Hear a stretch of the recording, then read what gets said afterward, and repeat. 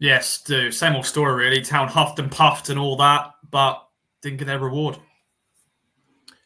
Yeah, which leads to a sort of wider debate about. Well, really, it depends how wide the debate you want to go about the recruitment. Whether Ipswich have sacrificed in their sort of desire to upgrade individuals and get themselves to Premier League quality after rising so far so fast, whether they've sacrificed a bit too much of the team spirit and the team chemistry that's got them here.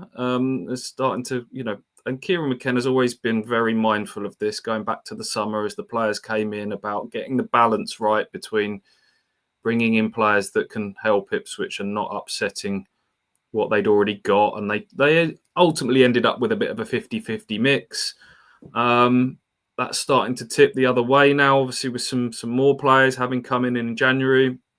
And yeah, when the game got a bit scrappy and tough, as Alex just mentioned, they didn't have that muscle memory to sort of go to. In the Championship, there is those kind of go-to patterns of play where that Wes Burns is going to be high and wide out on the right, and Leif Davis is going to be making those overlapping runs on the left, and it was just a well-oiled machine. And this looked like a more of a collective of individuals to me, and that was probably typified by the types of players. Effectively, they had 3 number 10s playing off the striker, and maybe they all want to take sort of similar pockets of play. And Julian Cisse, let's talk about him. He was really fun to watch, and we're excited by him in that first half in particular. But he was just wanting to go and get the ball. I think, Ross, you said to me at one point, you were looking up what's he doing in holding midfield, because he was just wanting to go and get the ball. And every time he got it, he wanted to take people on. And but is that what Ipswich needed in this game? He had a couple of chances in that second half where he just didn't get hold of the shot well enough. Maybe this was a game where they missed a Burns or an Ogbene. At Southampton play, their left back goes very high. Wellington, the Brazilian who made his debut, I thought he was really good, actually. He dealt with Amari really well, but he wanted to push wide, and then it was on the centre half to kind of come across and fill that space. And I thought this might have been a day where a Burns type would have done well, and wasn't necessarily an Amari game. But yeah, they all just, lots of dribbly boys in that team, wasn't there? Lots of dribbly boys, and maybe not enough sort of variety in attack, not enough team chemistry. When Jens Kajusta went off, they lost something, don't they? And that, he, for whatever reason, we talk about fatigue issues with him, this knee injury that Brentford ultimately decided not to sign him for. I think they lose a bit of drive from deep when he goes off in the second half. Just didn't happen, did it? Just didn't happen in attack. No, yeah, a lot of dribbly boys who cost a lot of money. And yeah, Jaden Philogene produced a very poor cameo, in my opinion, off the pace a little bit, but he's got to get up to speed. But when in the Premier League, you've got to get up to speed as quick as possible. But yeah, AJ, I think Stu's right there. We're definitely missing Connor Chaplin, Sammy Smodics. Once again, just their players, who just get into space and they find a way to get a goal, both really attacking threats. Where are you with that? Individually, players are just wanting to do it their own. Go like in Cisse, I really liked his cameo, but once again, he was very much flicking the ball over, and he didn't have that connection with the lap because obviously he's only just signed. But yeah, chemistry there is not there at the moment in terms of those attacking moments. It was there in flashes, I think.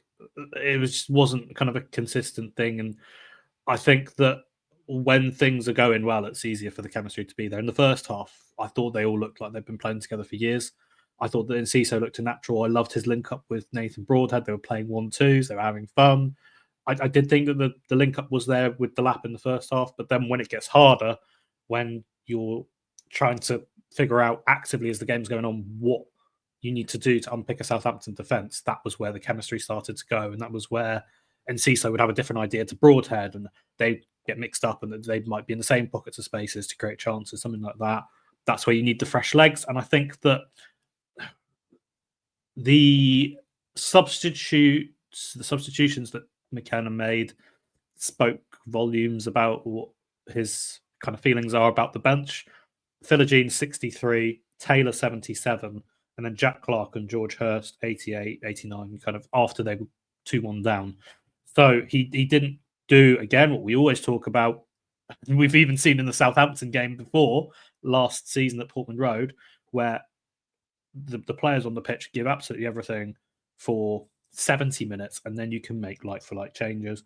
They haven't had the options to do that. And is a little bit frustrating that we're sitting here on deadline day again. Not done yet, is it? But with a couple of players out, and you're now still thinking, well, you can bring on Philogene, but he's new and he wasn't really what they needed. Jack Taylor couldn't get into the game, and then Jack Clark and George Hurst, by the time they came on, it was just fighting the losing battle. So that was hard. Compare it to Southampton. They brought on Sulemana. He's someone who's just come back from injury, yes, but he's someone who started for them a lot, and I thought he was really, really good, and he had the pace, and he ran at town. He was the one that sets up the winner for them. I might as well talk about that now, where he picks up that ball down the left, cuts inside, it's a low shot. Arrow, who I'm sure we'll talk on a little bit in a minute, makes the save, should push it out probably, but pushes it back into play, and it's there for Onuachu to tap in. But players like Sulemana, who are what you want off the bench and are in the right kind of position to come and impact the game, that was what I think played a big part for Southampton, and Town didn't have that. That reflected in the changes that McKenna made in the second half. And we've been saying it for weeks. Hopefully it will improve when you can bring in Connor Chaplin back in and Sammy Smodix back in. But having different profiles for different games is going to be crucial. Different stages of different games, should I say. That's going to be really important going forward.